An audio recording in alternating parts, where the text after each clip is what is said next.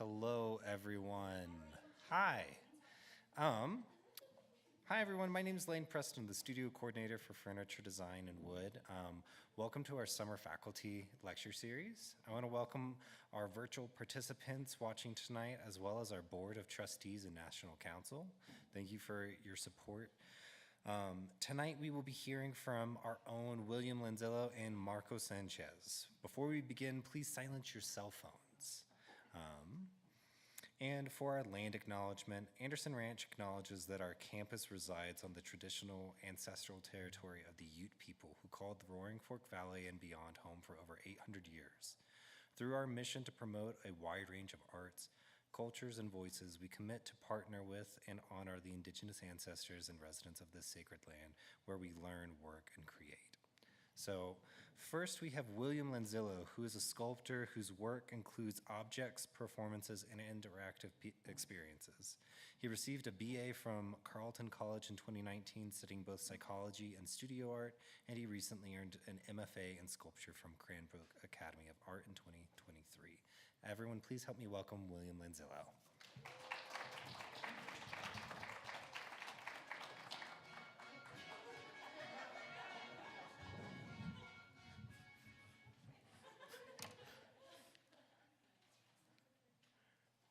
Okay. Hi, everyone. Thanks for being here.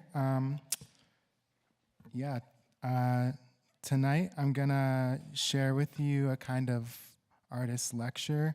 I'm going to discuss some themes in participatory art, which is where a lot of my projects fall, and also some ideas that have held true to me since grad school about my approach to making. So I will dive more in depth into one of my pieces, and then I'll share a bunch of slides of the other ones. So I'm going to start with a meme.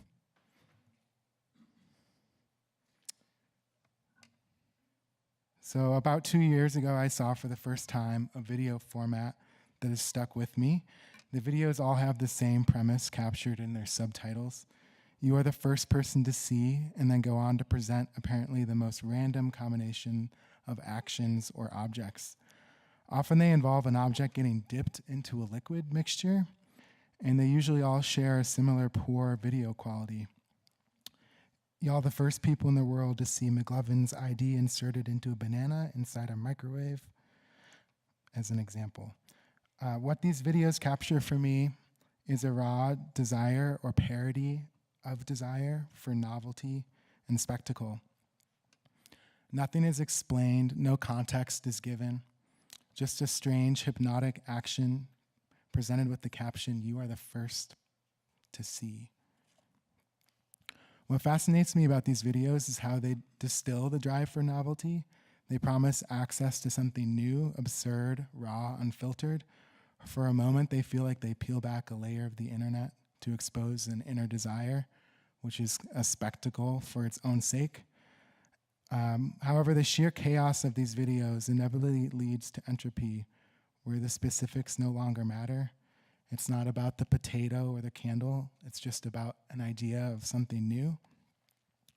And then once that format's recognized, the novelty is already understood. The system quickly reincorporates this new into sameness. Like these videos, I also share an interest in creating novelty. Novelty grabs our attention, it can hold our focus and direct our thoughts. Experiencing something new can be invigorating or offer a chance for a new perspective. While not exclusively, much of my work engages with internet culture, and part of this is due to the inevitability of its proliferation in real-world spaces. And I like this quote from Claire Bishop in her recent writing, Disordered Attention. She argues, in the face of technological innovations, we are asked to rethink contemporary spectatorship as neither good nor bad, but perpetually hybrid and collective.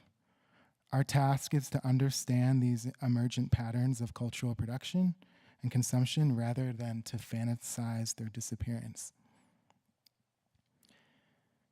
The "You Are the First to See" videos are part of these emergent patterns. They don't offer depth or lasting meaning, but they do capture attention, if only briefly.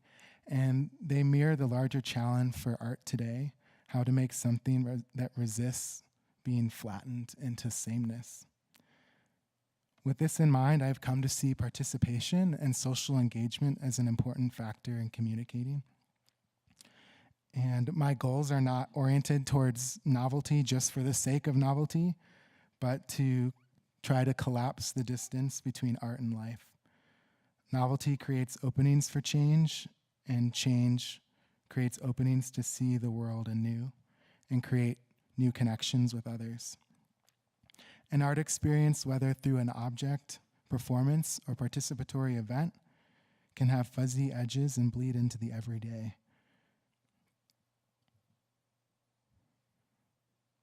So I'm gonna, as I've already started talking about some of the internet culture things, I'll be looking at some debates in participatory art, drawing on the thinkers and writers Claire Bishop, Grant Kessler, and Brad Trammell, among others.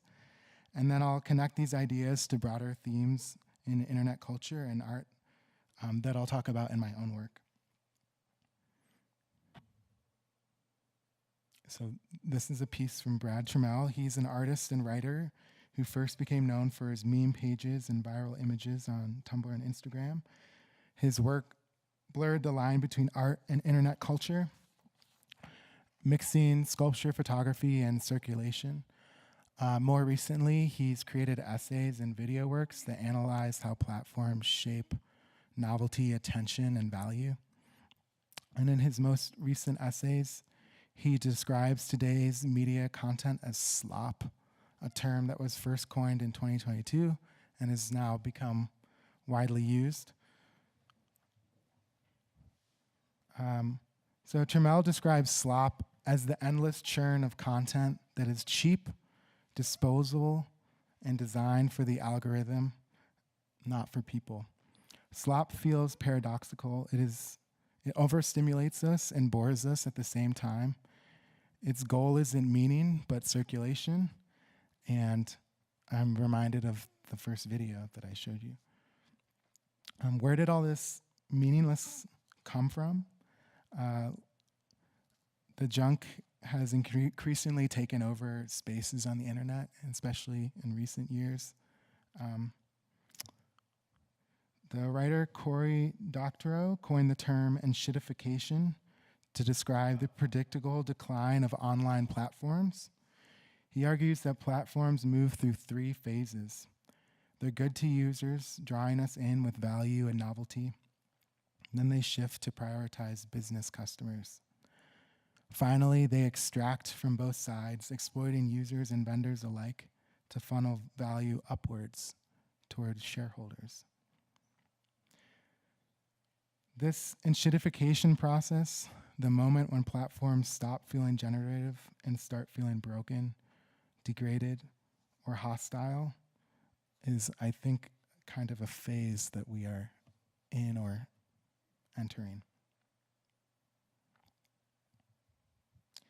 So in this sense, what Trammell calls slop can be used as the cultural byproduct of enshittification, where platforms designed for connection become engines of sameness, recycling content until it loses meaning.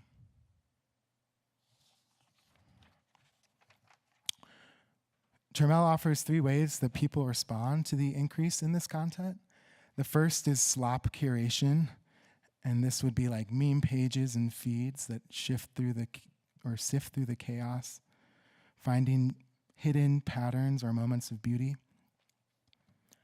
The second is absurd slop posting, embracing nonsense ironically, where memes are shared not for meaning, but for the absurd fact of their existence. And then the third strategy would be prestige building, some attempt to salvage permanence and significance, and to construct a canon of culturally significant things that are otherwise designed for disposability. What unites all three of these strategies is a desire to make meaning in an environment that resists it, Slop doesn't destroy meaning, but constantly reshapes it, shifting from novelty to parody to attempts at permanence. For me, this description, this describes not only the media we consume, but also the conditions art is made within. A landscape where works can be quickly absorbed and where the challenge to create experiences that push against disposability. So how can art generate meaning in this environment? This question is central to ongoing debates between critics Claire Bishop and Grant Kessler. Claire Bishop is an art historian and critic, author of Artificial Hells and more recently Disordered Attention. She's associated with what's often called the social turn in art, where artists work with groups, communities, or social situations as their medium. Grant Kessler, in books like The One and the Many, is often positioned as her counterpoint. He emphasizes dialogue, collaboration, and sustained engagement as the heart of socially engaged art. Their exchange in the mid-2000s, Bishop's essay, The Social Turn, and Kessler's reply, Another Turn, remain one of the sharpest debates about what participatory art can or should do. So let's look at this piece by Francis Elise to see their different approaches. So in 2002, Francis Elise organized a performance outside Lima, Peru, called When Faith Moves Mountains. With the help of 500 volunteers, each armed with a shovel, he lined people across a massive sand dune. Together they dug and shifted sand in unison, moving the dune by about 10 centimeters. The project lasted a single day, but the video and photographs of the event continue to circulate widely. For Claire Bishop, this project's strength is in its ambiguity. She describes it as a parable hovering between metaphor and action, absurdity and necessity, uselessness and poignancy. Its value lies less in what is accomplished materially in moving a mountain, and more in the allegorical power it generates as an image. On the other hand, for Grant Kessler, the same project illustrates a problem. He critiques When Faith Moves Mountains as a mythic gesture staged for documentation, privileging spectacle and authorship over sustained dialogue or ongoing transformation. Bishop and Kessler's debate goes farther than that of just this example. I'm going to read a passage from Bishop where she describes what she calls the ethical turn in participatory art. So there's a tendency to compare artists' projects with each other on the basis of one-upmanship, the degree to which they supply a good or bad model of collaboration. Artists are often criticized for any hint of exploitation or for failing to fully represent their subjects, as if this were even possible. The emphasis becomes process over the product, or process as product. Consensus collaboration is valued over artistic mastery and individual vision, regardless of what the project sets out to do or actually achieves. Grant Kessler pushes back on this, arguing that Bishop's framing risks maintaining too sharp a divide between art and political life.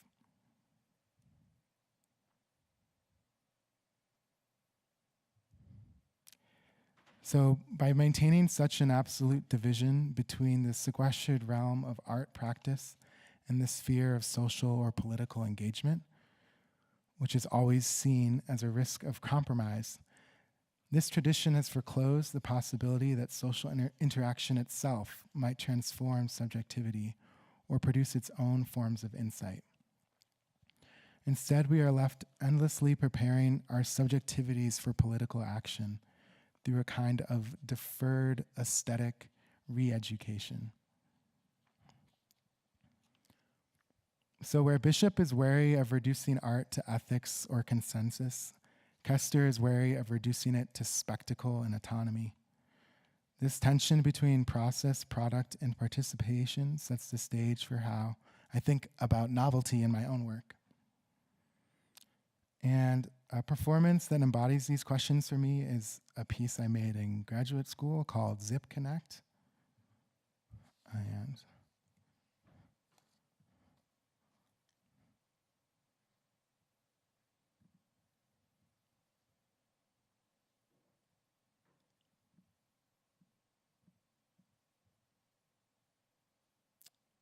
And I'm going to go full screen.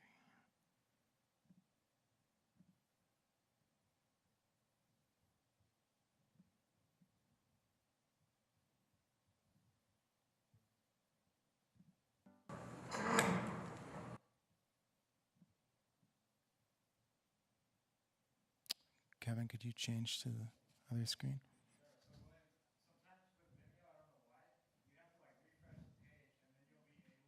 To go full screen? Sweet, thanks.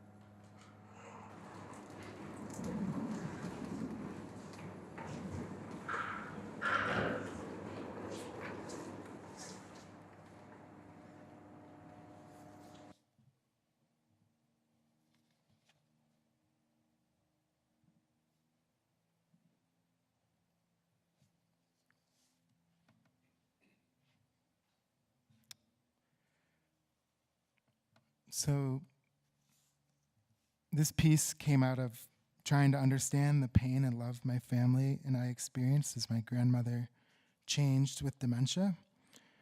When creating it, I was asking questions about how to process grief and how to make meaning out of something that doesn't make sense. Waiting room, stage, or platform exists for audience to view the performance. I made these brochures that describe the difficulties and questions faced by caretakers and patients with dementia using family photos. And I ziplined across the boundary between studios, placing extra large post-it notes of the lyrics to Rihanna's We Found Love as the karaoke version plays in the background.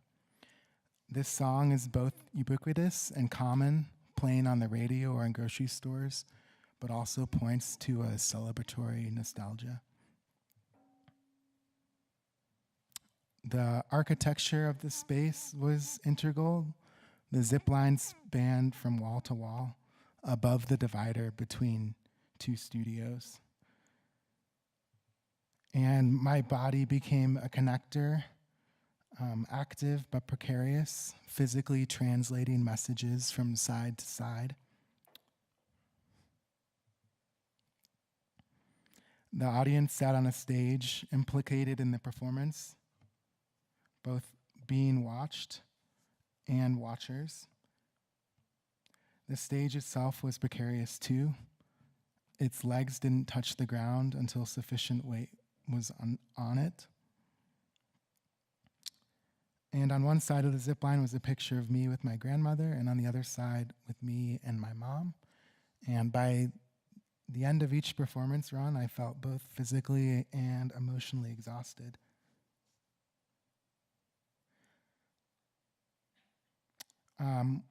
What I wanted here was not a singular spectacle like the Elise piece, but a space where perspectives blur between caretaker and patient, performer and audience.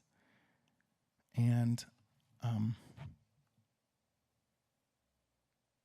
now I'm going to show some images and writing kind of in no particular order and offer some reflections on my process.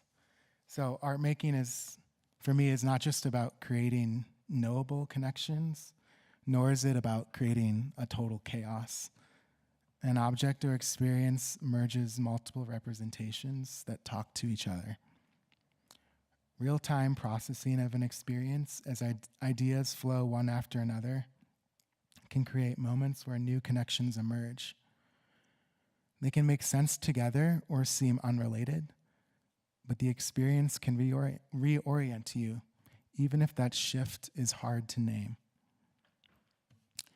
I am wary of positioning myself as more knowledgeable than my viewer. I think about taking images and representations at face value, which often leads to the quickness you see in my work. I select materials understood for their usefulness to quickly make an idea come to life. I prioritize use before symbolism, directing attention more towards experience than an intellectualizing of an experience. And then I let materials exist how they come to me to avoid illusion. It's not about guiding to a grand point. It's about the experience itself. I also find the writer Leslie Dick's perspective helpful. She reminds us that art doesn't always need to posture as explicitly critical to be meaningful. She writes, I'm intrigued by the presumption that all worthwhile artwork must be engaged in critiquing the dominant ideology and political formations of our time. People often ask, where's the criticality? As though that alone validates or invalidates the work of art. I think there are many ways to challenge received ideas and power structures, and sometimes refusing to engage dominant ideology directly can be a way of carving out another space. Sometimes the artwork steps aside from explicit criticality in order to do something else. I'm also convinced that there's no space outside of the systems and power structures we inhabit, so inevitably our work participates in them even when it proposes an elsewhere. In this context, what the artwork does may be temporary and precarious, and those qualities are precious and worth articulating. This idea of the temporary and precarious is important to me. My work isn't about claiming authority over the viewer, but about creating spaces where meaning emerges provisionally, in the moment, which ties back to both the risks and possibilities both Bishop and Kester describe. These perspectives open space for art that is ambiguous, provisional, and not reducible to policy or critique, something both Bishop's aesthetic provocation and Kester's call for dialogical depth relate to.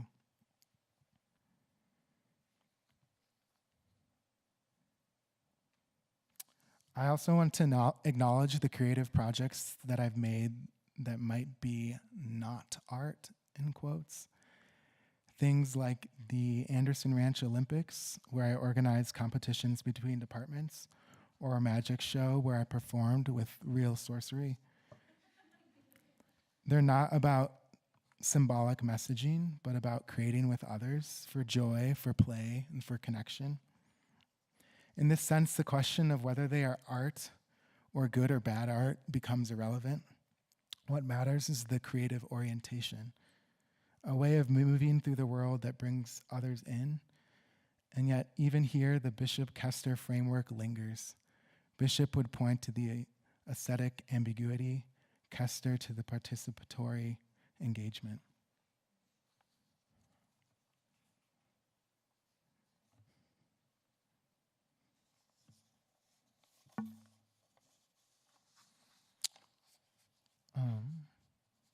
I'm gonna go through some of these images quicker.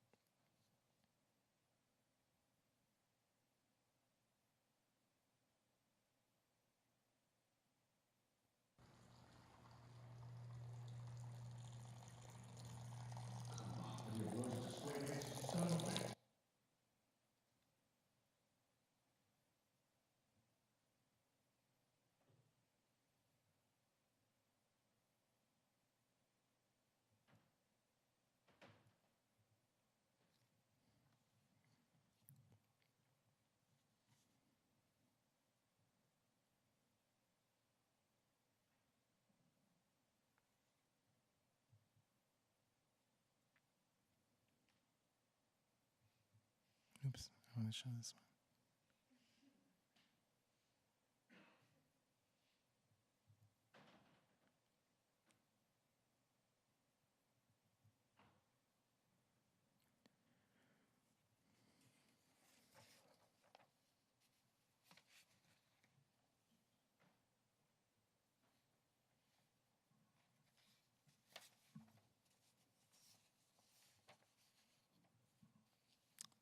So I'm going to end with pictures of my dog Wilbur waiting for me or my girlfriend to open a door.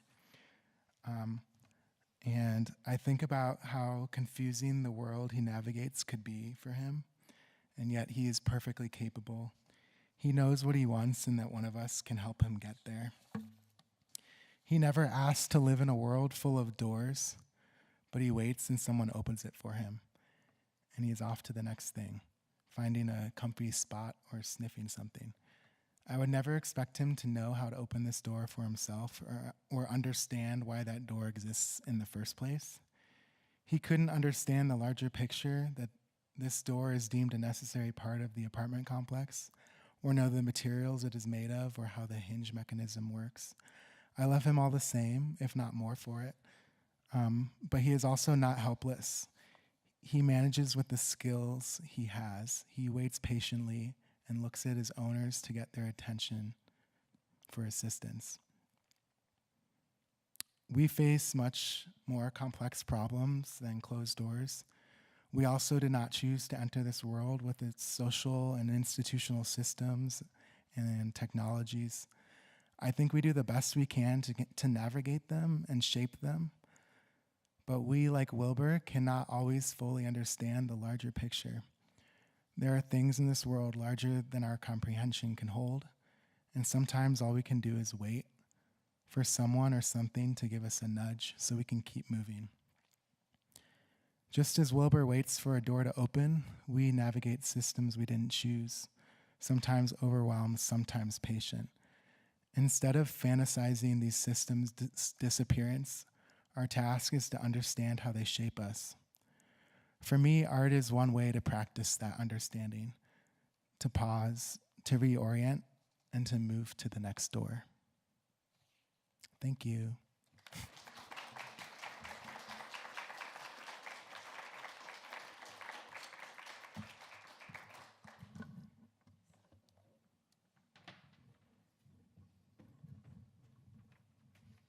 Thank you very much, William. Ooh. So next we have Marco Sanchez, who received his MFA in printmaking from Edinburgh University of Pennsylvania, now Penn West Edinburgh. He has attended residencies at Zygote Press in Cleveland, Ohio, Taller Grafica Libre in Oaxaca, Mexico, and Casa Galeria Victoria Lopez in Querétaro, Mexico, and was a visiting artist at Gonzaga University and Kent State University.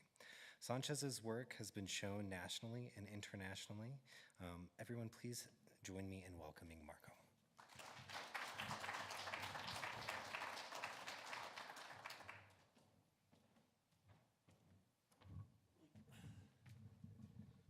Oh, those lights are bright. Okay, so first and foremost, thank you all for being here and Anderson Ranch for having us. It's been great. I also want to, point out that, thank you, Andrew. And there's a lot of El Paso connections here to Anderson Ranch. I do see several artists come through here. Nabil Gonzalez, Miguel Aragon, and Andrew, now myself. So I think that's pretty neat. So a bit about myself. Again, my name's Marco Sanchez. I was born in Ciudad Juarez, Mexico. And it's just on the other side of the border, right? I'm a border town kid. Fronterizo, or in Spanish, or in Spanglish, we call it bordeño or chuqueño specifically, from El Paso or El Chuco. And this is one of the, I don't know if any of you have been to the area, besides Andrew, right? We have a couple international ports of entry, and this is one of them downtown, where it's been highly militarized since COVID.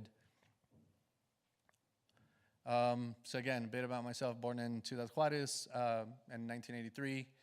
This is me in pre-K. I guess one thing to point out is I had straight hair and puberty gave me curly hair. I didn't grow taller, develop muscle mass. My hair got curly, which is, it's strange, right? But, you're little, you're young, you're fearless. Teens and early 20s, big blur. I bartended for a while before going to college. I did start at community college after high school, did a year, didn't know what I wanted to do. You know, I had friends that were like straight as an arrow, and they did like engineering, business, nursing, whatever, and finished in their 4, maybe 5 years. And I'd had friends that were bouncing around major to major, and I knew I wasn't the straight arrow kid, but I also knew I didn't want to start racking up a ton of debt by like not knowing what I wanted to do and jump around from major to major. So bartended for a long time. You know, played soccer, played sports all my life. So earlier when we were playing volleyball, I love that. It's the most active I've been probably since I started teaching. Started backpacking South and Central America. This is like a 60-foot boat where me and 9 other backpackers took a boat from Cartagena, Colombia to Colón, and nothing I thought I'd ever do. We spent 6 days out at open sea, anchor every second day, and just swim and do vagabond stuff, you know, backpacker things. I do have art in my family. My grandfather on my mom's side, mi papá Memo, was a painter and a printmaker he attended the Academia San Carlos in Mexico City, which is one of the, you know, biggest, if not more important, art schools in Mexico. A lot of the big names came out of there. You know, like you have artists like Toledo and other people that went there, so it's a phenomenal school. I think like Jackson Pollock and other artists, American artists, would go there and study with other, you know, Mexican and international artists. He was a painter, printmaker, but he left Ciudad Juarez to Michoacan, which is a southern coastline state, when I was, I believe, like 6 or 7. So since then, I had never really seen him work in his studio. We always had his artwork, like in my mom's house, like my aunt's, my tia's houses and stuff. So I always was surrounded by artwork, but I never really did artwork. I did like 1 semester in high school, and then the rest I took 3.5 years of French, thinking I'd speak French to somebody on the border. You know, that didn't happen, obviously. And these are just some of his paintings where he lived. There was a pueblo called Acumichu that's like really close, and you all know the alebrijes, right? Where in this specific pueblo in Acumichu, they did these alebrijes of like devil figurines, and where he lived specifically in Sirawen and in Pátzcuaro, there's a couple big lakes, and there's always, of course, myths of mermaids, and mermaids, you know, luring fishermen and taking them and drowning them and whatever. Excuse me. Really only to find them like in another pueblo, in another village, like 3 hours away with another family. I don't know. But I love this series, and I love the color. I loved everything about it. So on that backpacking trip that you saw on the boat, one of my best friends and I started backpacking from Venezuela, from Caracas, back up north. And our thing was, we're not going to fly. We'll take road trips. We'll go by land. And when we got to Colombia, we didn't know that you couldn't go by land because of the locks, right? The Panama Canal. And well, we found out about the boats. So it's like, yeah, let's do it. And we ended up stopping and spending some time with my grandfather in 2007. And I was 23 at that point, and seeing him work in his studio, and you know, he asked me to help him with the painting. I was like, dude, I don't paint. Like, what do you want me to do with that? I don't know how to mix color, how to do anything.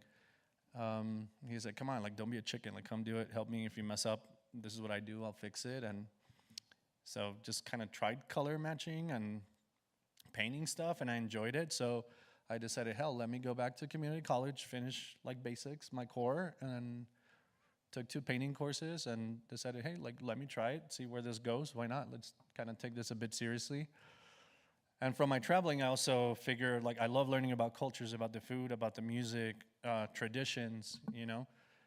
And so I decided, well, anthropology and painting, right? Like, that can go hand in hand. And that's how I started, as a double major in painting and anthropology. And it wasn't until I took my printmaking course, and I think I was in my 5th painting course, and it just like blew my mind, right? Seeing the first couple of days where you're going through like lithography and screen and relief and woodcuts, lino, the different intaglio processes. I was like, and that just kind of seduced me. So I dropped anthropology and decided, okay, let's just do visual arts and see where this goes.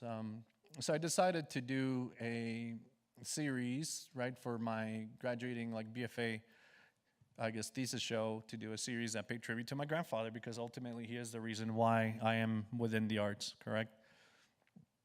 And left side, there's one of his lithos. There I am just kind of working on one. And And I decided to pay tribute to him with those sort of alebrijes figures, but instead of doing alebrijes, I made a couple masks and I bought a couple others. And so I'd take it out and hang out with friends and just photograph everybody and just make some prints and paintings from that, and just kind of playing with scale and proportions to think of like the alebrijes, right? Making some of those like smaller figures. Once I did attend UTEP, my BFA is from UTEP, from the University of Texas at El Paso. The mentor that I first felt really connected to, his name's Francisco Delgado. You know, I was never really like a great student. I did well enough in high school because I played soccer for the high school, so I needed to pass to play. But I don't know, I was also an ESL kid. You know, I moved to El Paso when I was almost 12, did ESL for like a year and a half, and I didn't feel connected to many of my professors, to my teachers, and I didn't understand the readings. And even to this point, I don't think I'm very academic. I feel, you know, that imposter syndrome. I now teach at El Paso Community College. I'm tenure track currently. But I don't feel like academic. I'm not academic, and I kind of hate it sometimes. I'm not great at the admin side, and I have to do a whole lot of that. And so we're getting better, right? It's like same thing with art. You get better as time goes by and the more you do it. But again, the first like mentor that I felt a connection to and that he actually cared about what the hell we were doing, like a bunch of us brown kids, because still in academia, it's primarily, you know, like Anglo, it's primarily white.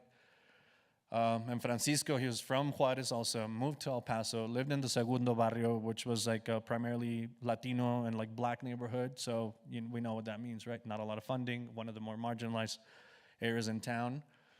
And the dude's just amazing, right? Like the stories, like the narratives that he had in his image and his paintings and his prints. I just loved it. And again, I felt that connection.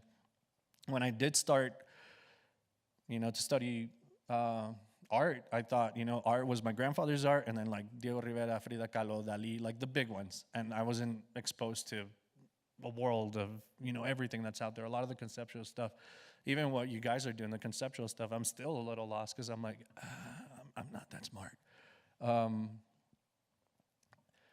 So of course, like my main sources, besides like Francisco being my first source of influence, right? My first like actual mentor, because my grandfather was so far that I didn't have that daily connection. I would see him during breaks, like Christmas break or summer break, that I'd fly down to Mexico and you know, hang out with him, go to print shops with him, and just start to do more work with printmakers more down there than even here in the US.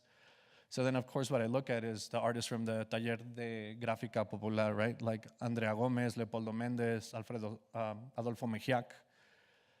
And I feel like, I don't know, there's a connection, and there's something, I don't know if it's just like that sort of chip on your shoulder or underdog thing that I love, like the images about suffering. I love Kathy Kollwitz. And there's something about those images that's like, there's resistance in the suffering, right? And the grief, and how do we process that? And I specifically love this Mejiac piece titled Libertad de Expresión, right? Like freedom of speech, per se, which I think is like really relevant right now, right? Like we can't do anything. If you're an immigrant, be careful with what you say because your ass will get deported. Hell, if you're an American, like, you know. So it's really, I don't know. I find, I mean, this is 70 years later, and it's still true. It's holding true today. Like, how is this happening? We're regressing. Luis Jimenez is another one of like my influences who, you know, if you've been to Denver, you've left the Denver airport, you know, the big blue horse. He was a lithographer, a printmaker, primarily lithography, and a sculptor. And his lithos are just stunning. You know, I love these. I know he's been published here before as well, right, at the print studio. Love it. Again, telling the stories of like the stuff that I feel connected to. So graduated my BFA from UTEP, did a year and a half-ish of like traveling and residencies in Mexico and working with my grandfather in Mexico. When it came time to apply to grad schools, at this point I attended grad school from 2017 to 2020, which that was Trump's first term. I decided to go to the, naively and kind of maybe really stupid of myself, I decided to go to like the kind of furthest, like widest place that would take me to go. I had an agenda and be like, no, everything that this dude is spewing is out of hate, is out of ignorance, and I'm gonna take that to rural America and call the bullshit and just show it.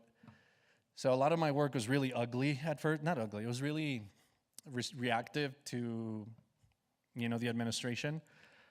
It was angry. I was angry. It's probably the angriest I've ever been in my life.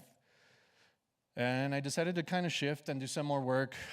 Right, again, my dad's a construction worker. My grandfather, his dad was a construction worker. Uncles, same thing on my mom's side. There's people who've done construction, and it's work that I've done a lot throughout the years. So I decided maybe we should shift some of this like anger and put it somewhere else and not do images that are reactive to the politics of that time, which again, here we are again, if not even worse. But that being said, a lot of the work was kind of angry, reactionary to that. And I was reading this book by anthropologist and archaeologist Jason de Leon from the Valley in Texas. And he wrote this book titled Land of Open Graves. And it speaks about undocumented migration, but from like an anthropological and archaeological aspect. So it's not like the political sense. I mean, there's of course political because migration, right? But he speaks about, he would go to known migrant resting sites and collect items that were left behind by migrants, whether they were rosaries, wallets, backpacks, shoes, and document everything, how archaeologists and anthropologists do.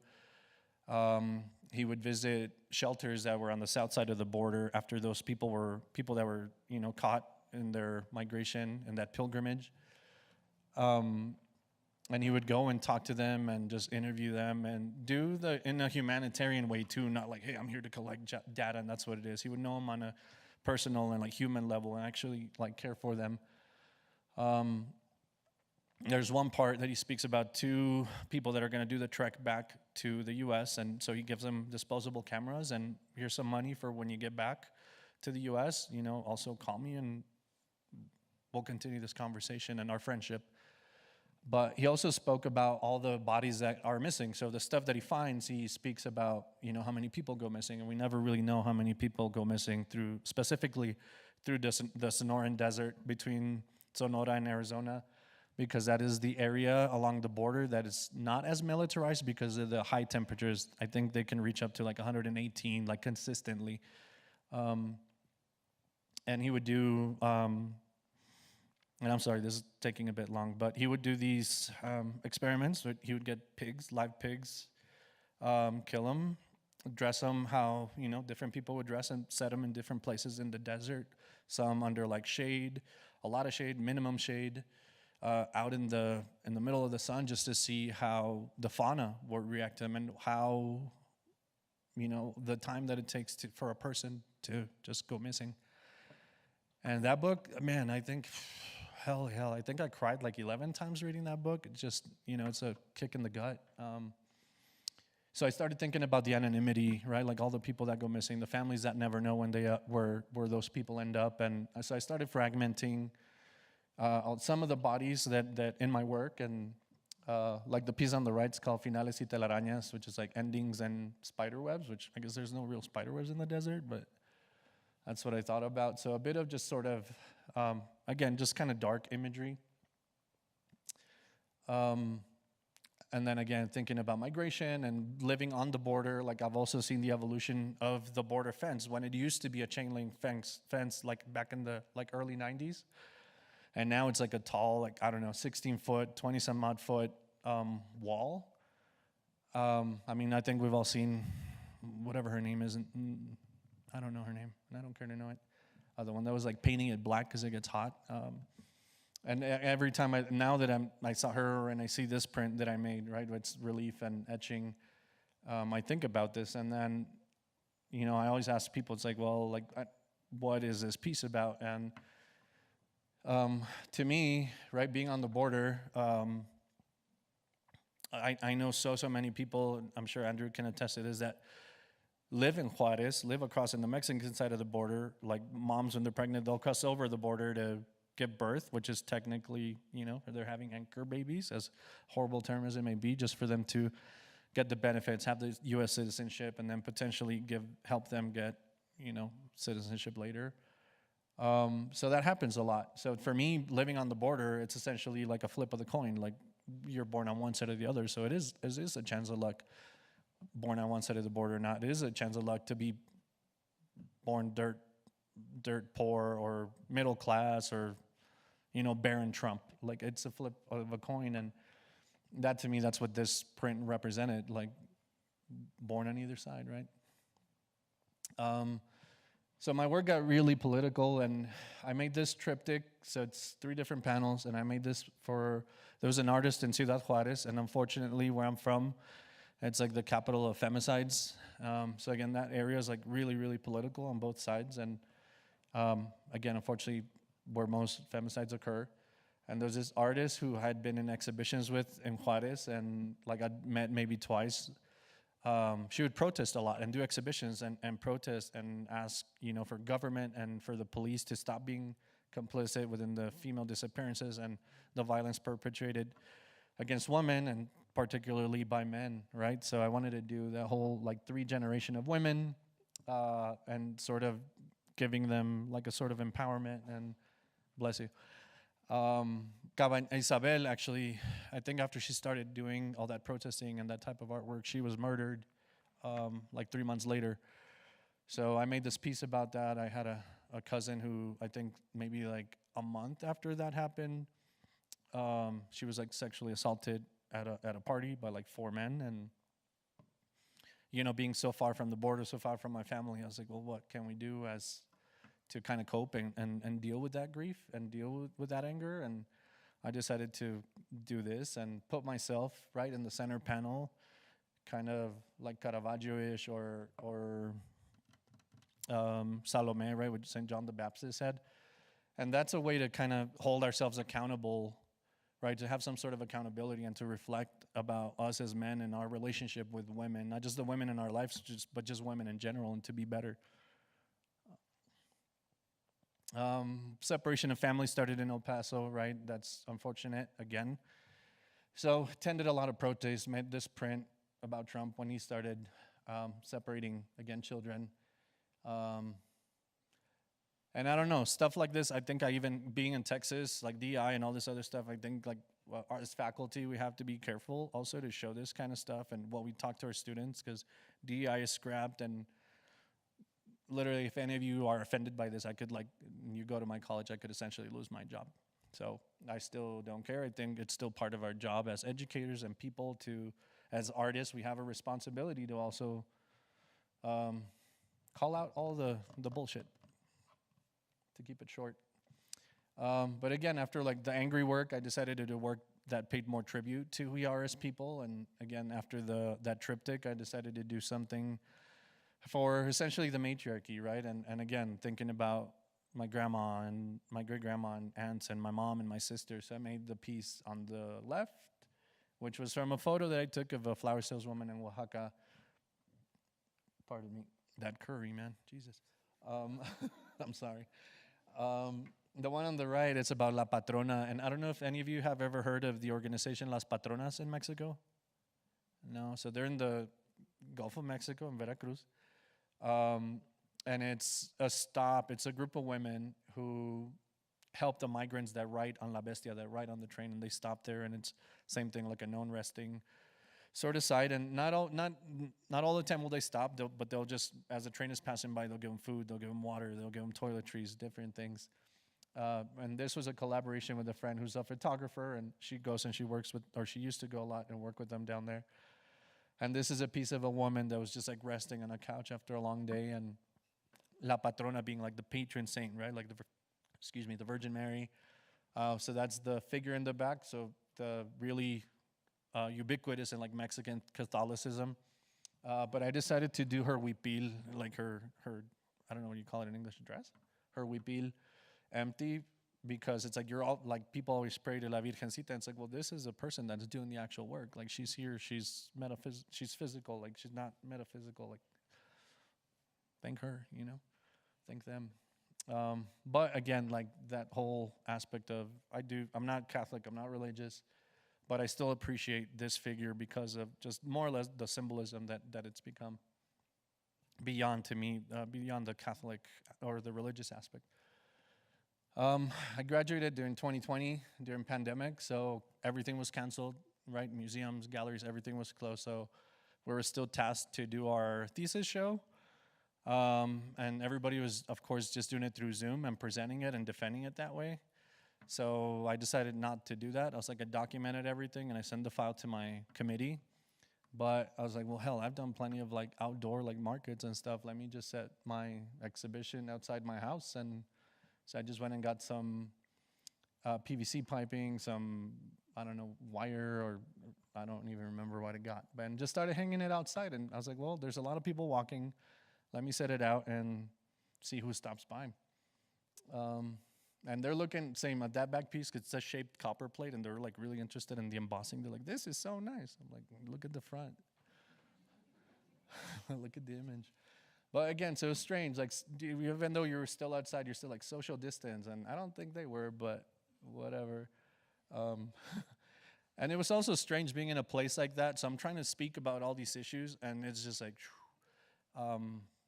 it was kind of unfortunate that I think some people grasped what I was trying to do in that part of the U.S., and a lot of them would just like either they didn't care or it was just by their head.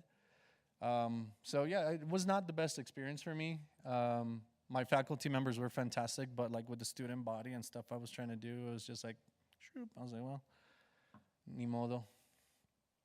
I did have a job offer from like Fredonia State, lost that because of the pandemic. So, had to go back home, and I've worked as a teaching artist at the museums. Couldn't do that because museums were closed. There was no job openings at the colleges. Like there was freezes on hiring and everywhere. So of course I reverted back to go working with my pops, right? So decided to just kind of set these, giving them their museum labels, right? So burning trees, still life, objects that they are. There's my dad on the left, so kind of white and white, Malevich puns. Don Victor, I don't know if anybody listens to Radiohead. I believe that's a Radiohead title. Right? And it was just also strange because that whole imposter syndrome, like, well, why the hell did I go to grad school? Like, why did I even go to get my BFA if I'm just going to be working construction? So I was really down. I also went through, I guess depression at that time, right? It was just really hard on myself. I was like, what the hell? And we'd be working in these like really rich people's homes, and I'm down doing tile work or doing their baseboards or building new bathrooms, building frames, or doing demolition, removing popcorn from ceilings. I don't know if any of you know what that is. It's that ugly texture. It's horrible. It's terrible. And then somebody would be like, hey, your dad tells me you're an artist, and I'm setting grout. I'm like, dude, leave me alone. Like, do you want me to set your tile, or do you want me to talk to you about my artwork? I did sell a few pieces to some of those people, so I guess it went well. And then the people that you encounter too in construction, I don't know if any of you have worked construction before, but the people, right, the characters that you meet can be pretty ridiculous. And El Cuate is somebody that's been my dad's friend since they were, since childhood.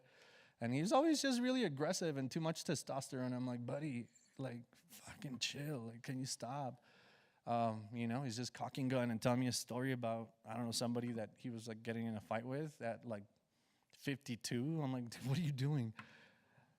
Right? And then one day he just, same thing, like uber rich, like people's homes. And he's like, oh, let me show you what I got. And he brings down his 2 rifles. I'm like, dude, put those away. My pops is going to get here. Like, he's going to yell at everybody. Unfortunately, my dad's been doing, better. And he has his own construction company. It's, I don't know, like skeleton crew, but he does all right, which is great. He has come up, and that's great. So I'm thankful for that. But I was like, actually, do me a favor, sit down on that wheelbarrow. Let me take some pictures. And he loved it, of course, right? So I started a couple sketches to work on a print for this, but they haven't come to fruition yet. Again, just some more prints of people. And working in Texas, I'm from El Paso. It's high desert, so temperatures in summer can reach like 108 degrees. Dehydration sets in like that. And I'd done this work before, but seasonally, never for like a year straight, like Monday through Saturday, sometimes even Sunday. And it's brutal. So again, skeleton just kind of like blaring, like, the heat of the sun. So got a lot of image references to make work of my dad, because that same thing, that's work that to me is really important. I love the realism movement, right? When we started to see those French paintings of the gleaners and just regular people and blue collar people. So to me, at this point, my work also started shifting and doing more work that pays tribute to this type of work, to blue collar workers, to ambulant workers. Because again, we're often undermined, just people don't care. So again, the La Bestia print.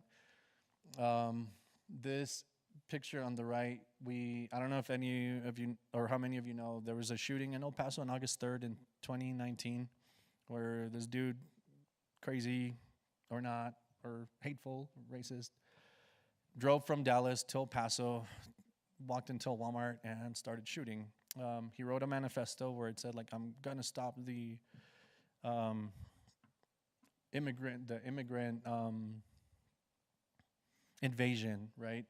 The foreigner invasion. And he's like, don't blame my president. This is my doing. These are my thoughts. He's like, you're literally spewing like verbatim everything he's saying. He was just sentenced earlier this year, and I don't know. The trial went from like 2020 till now. And as artists, again, like feeling we have a responsibility to do something. So we put a few of the, Francisco Delgado, my mentor, is the one on the far left.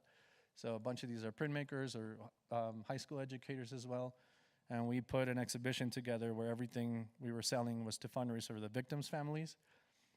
And I was like, hey, like a lot of people don't have, $100, $500, $2,000, $3,000 for a piece. Why don't we make some smallish print, sell them for $20, and that's easier way to help. So we did that, and at the end of of that day, I think we ended up raising about $26,000, which is great. And again, I think as artists, like we have a sort of responsibility, and we have the means to help those that are underprivileged. I've also had the pleasure of assisting. It's crazy where printmaking took me.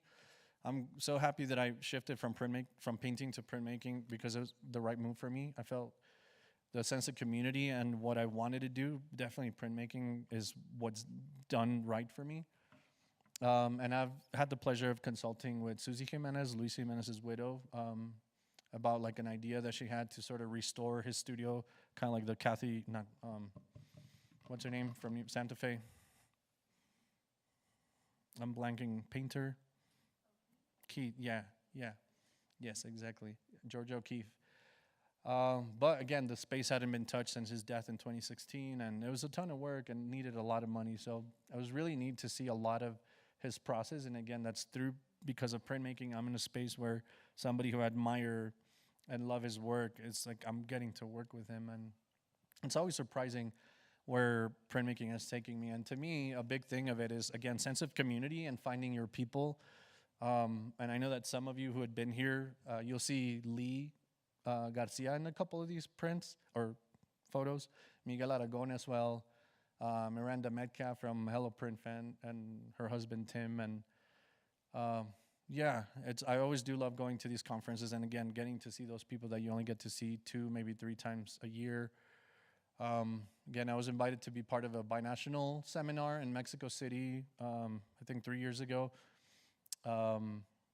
And all of us artists that were invited, it was, I believe, 40 Mexican artists living in the U.S., and it was through the Mexican consulates who they invited us, and it was for this thing. We ended up putting an exhibition together that had traveled from every single Mexican consulate throughout the U.S., from like L.A., San Fran, El Paso, Chicago, New York, Philly, like all over, which was awesome. So it was a great connection with other Mexican artists throughout the U.S. from different mediums, mostly painting. But then at the end, we ended up having an exhibition at Los Pinos, which was like the old like presidential palace in Mexico. And it's like, I'm from the border, construction freaking kid. Like, when would I ever think of showing at the presidential palace? Like, beyond me. But again, trying to think about how to make my work and what I would do with my work. And a lot of it is just pay tribute and homage to who I am as a person. And of course, trying to connect our roots to the indigenous part of who we are. And the gentleman that you saw in the previous image, Fernando Santalla, I met him at the Munal, and he was just telling me about a specific painting where Cuauhtemoc, Tlatoani or emperor, was having his feet burned by Hernan Cortés, right? So decided to include that in there, right? So it's kind of thinking about him and just the whole, again, me thinking about our Mesoamerican roots and him like telling me more about it. So again, conservador de nuestra cultura, or like keeper of our culture. Started doing prints right during George Floyd protests, printed them on shirts. There was an image earlier, printed them on shirts, same thing to fundraise. This one, same thing, right? During all the protests that were happening, printed shirts from either or both these, and then donated all the proceeds, half to like the NAACP of Texas and to Las Americas Immigration Advocacy in El Paso. I do work a lot with, I'm fortunate to be invited by the different museums back home and to give workshops with all ages, and I do love working with kids because these two, right? Like they're just loving it, and I just love the expression when they see something, and then when they get to make it, it's always great. So a way to kind of give back to a community. I've also partnered with Make-A-Wish Foundation on a couple occasions to make artwork for Wish Night, which is their biggest sort of fundraising night. And to me, I don't know, it's a pleasure and it's a privilege to be able to work with kids, right, that are unfortunately going through like some horrific circumstances because of their health. I invited, Jace to come in. I was like, hey, send me your favorite, like do some drawings for me, favorite characters. I'll put it on this, we'll carve them, we'll make a print.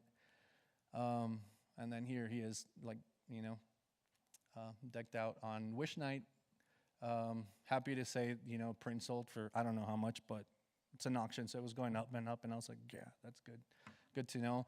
But then I printed an edition of, I believe, 10, and I gave him and his family half of them because he plays baseball, and then they sold those, like fundraising as well, to buy gear and stuff for the kids. So partnered with La Semilla, which is a sort of a food center, and they go to different elementaries and middle schools, and I don't think high schools, but elementaries, middle schools, and they show the kids how to build gardens and plant gardens and have a sustainable garden, which I think is great. And they invited me to make the image for this year's conference. And again, this year I was fortunate enough to partner with Make-A-Wish Foundation for the 1,000 Wish in the El Paso chapter, and they asked me to design the shirt for the run walk, same thing to fundraise. So that was really nice. And the kid that I partnered with, he unfortunately was born and he lost his eye at, I believe, 4 years old. And his mom sent me this image before he lost his eye, and his hoodie had something else, and he loved Mickey Mouse, and they're going to Disney World, like Buzz and Woody and all that. So I did this Mickey Mouse piece with him. There's an image of him like kind of like winking his eye, so that was kind of alluding to him, like, losing his eye. And my fiance and I just going to the run walk. My first press, I know, I loved it. I loved it. My first sort of studio space, which again, when I moved back, I unfortunately had to move in with my parents because grad school, no money. So these are two other presses. That's a small Sturgis. That's a tabletop Takesh. My inking station is right here, which is a 66 Mustang, and it just serves as an inking station. And then again, Lee, right? Like she came down. We were going to a show in Albuquerque. She's like, hey, can I make something at Taller La Espina? I'm like, girl, it's hot as hell. Are you sure? She's like, I'm from Texas. I can handle it. I'm like, Dallas and Texas and El Paso is very different. Yeah, poor thing. She was dying.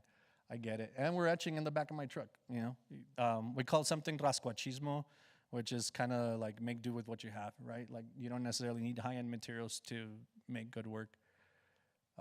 Beautiful 3-plate little etching that we made in her time there. Again, finding your people. I did get a grant from MCAD, which is Museum and Cultural Arts District from back home. And I did a printmaking festival called El Paso Print Pachanga 3 years ago. And earlier today, I got an email. I applied for the grant, so I got more funding to do it again next year. Yeah, so that's awesome. So I'm excited. Drew, come down, man. So just doing some larger stuff, again, just kind of paying tribute to people. And these are different like street vendors. That's a flower vendor, balloon vendor. And that first press is rather big. It's 39.5 by almost 8 feet. So I can pull some 6 feet tall prints. And I don't know, I'm happy about it. The current sort of state of my shop, well, it's cleaner now. It's a lot cleaner. I did just finish a residency at the Mexican American Cultural Center that just opened in El Paso. Again, love giving workshops, finding your people. Again, books being banned, right? This was like my first print that I made there. I have a great partner who travels with me. I don't know if you saw her face. She came out in a few of the previous slides. She goes with me to a lot of places. She's English faculty with me. She can tell like what a print is now, what kind of print it is, who the artist is, which I think is great because that just happened from like maybe the last 2 years. So I'm very incredibly thankful to her and her allowing me to use our garage as a studio space, and she can't park her car inside anymore. And that's it. I mean, I'm thankful to so many people. Thankful to y'all for bearing with me. I know I went considerably longer than I should have. But thank you, and just, sorry, shameless plug. Yeah, thanks again.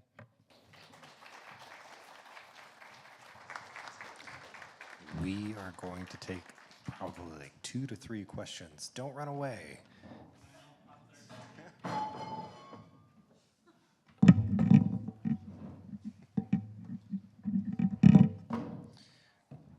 If you have a question, go ahead and throw that hand up so I can walk over to you and hand you this loud microphone. Okay. Well, I'll be so. Oh. I have one after you. Thank you. Well, if there was time, I could ask both of you lots of questions, but my question's for William. So I noticed that your work had a provisional quality where you tried to make things as simply as possible, or at least that's what it looked like, but at the same time, it was extremely complicated with all the factors. Sorry, out of breath. So like the billboards and stuff, the way that they were tiled, the anchors to the wall for the zip line, like there are all these details that are a lot, but then seemed like a desire to make it look like it was simple. So I was wondering how you navigate that, how you think about that. Yeah, I think that's a good question. I like to think about the materials kind of doing the work on their own. So like if some carpet is carpet and it's not trying to stand in for something else, but then kind of like through having a lot of those things, then different associations start to happen. So it's not necessarily that the material is transformed a lot individually, but then kind of a collection. You just start to make different connections. You have associations with different forms of construction, like the provisional nature of something. Like you associate that with construction or some place. So I think that it's just kind of like a way of building connections and not trying to over-engineer. But by having a lot happening at once, then you have more opportunity for those connections. I don't know if that makes sense. Hi, I have a question. I'm wondering, both of you are working with some real emotional content, and so I had a question about how you navigate dealing with some highly emotional content and also making it accessible, I guess.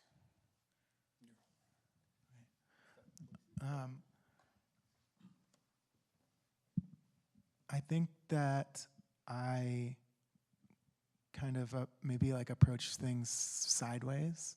So I think that's one way of making it more approachable both for me or for an audience. And like definitely the absurdity element in my work, I think is kind of like an invitation for people, but it's also kind of pointing to a futility at trying to understand something like grief at whatever loss, it's hard to understand that, and so kind of trying to reframe it through a performance or object or something kind of hopefully gives you an opportunity to look at it differently or experience it differently than we normally do.